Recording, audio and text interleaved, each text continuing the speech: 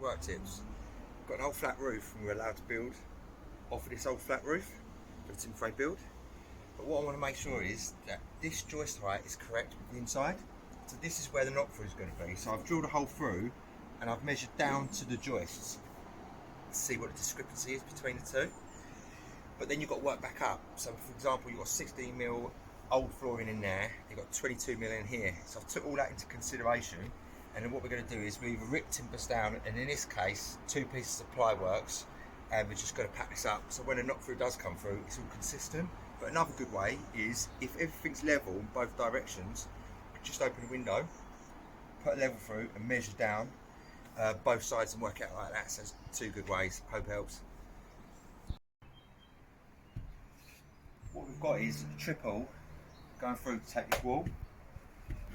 I had wires in here and I didn't really have much slack, so what I've done is I've got the hangers that have got no leaves over the sides that sits in the frame, so I'm able to lift it up higher so I can get that that gap underneath to get the wires through. To get the old timbers out, we just cut through loads of slots and wiggled it out gently so we didn't disturb too much of the plasterboard down below. And now what we're going to do is just put a bit of 4x2 on the side, push it down to the plasterboard. I'll check downstairs to see if there ain't too much of slack, and then if it is so, I'll just lift it up a touch and then refix that plasterboard up to take that out so it's nice straight down below. And then once we've worked out all the heights of flooring, we'll put a bit of 2x2 timber to pick up the chip of flooring, and that's that really. Doing the chipboard flooring, 600 wide, 20mm tongue. So if you measure off 630 each end, ping a chalk line. When you put that board in, make sure that the tongue is perfectly in line with that chalk line.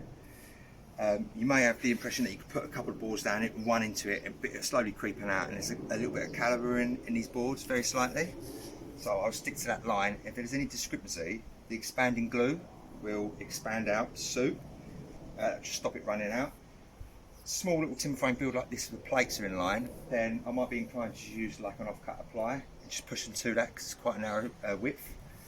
What I do with these is because you used to get a lot of squeaks with the nails, done away with that, and then what they used to do is just glue them and not put any nails in, and they was lifting. What I prefer to do is just put 2 screws in to hold that board down and stop it slipping, especially when it's warm because it gets really slippery. That'll hold it down and you don't need all them fixings. That glue would expand and take up any of that space. A lot of the squeaks was because of the metal studs in the stud walls. So you used to get tiny little screws in it, the timber shrink, and that's what a lot of the cause was. But doing it like this is quite straightforward. Also, a good little tip is when you're putting these boards in, they can be difficult at times. If you push the groove into the tongue, work from left to the right, if you leave 2 inches, when you do pull that in, that'll pull that in really tight and that'll just slip in nice and easy. That's a good way to get the boards in, and it's easy. Working out this stud wall, what is the finish? We're going to have render. What render? So we'll have 18mm ply, paper, battens, render board, render. Now if you're just doing the extension, I'd be inclined to set it back 10mm, so when it's rendered it'll be flush. If you're doing a whole lot, I would be inclined to bring the board out flush so the whole lot can get rendered through, obviously with an expansion joint.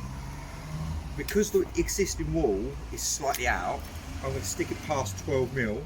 That way the render's got half a chance of getting all that in line and looking respectable. Cut 2 pairs of rafters, the same pitch as the existing.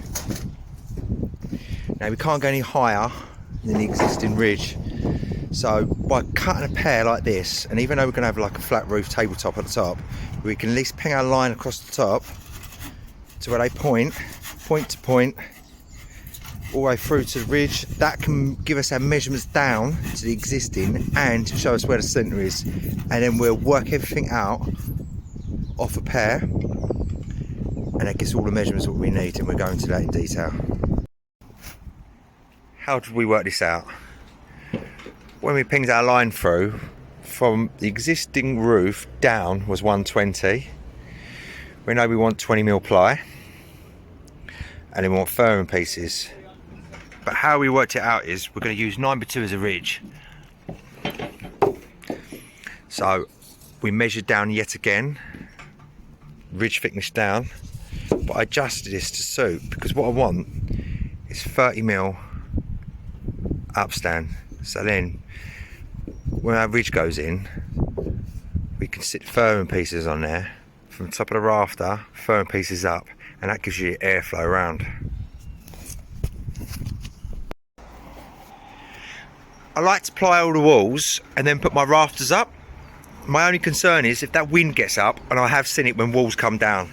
So what I do is I leave the ply off to after, until everything's structurally in, all the rafters are in, it's ceiling collars and it's all bolted.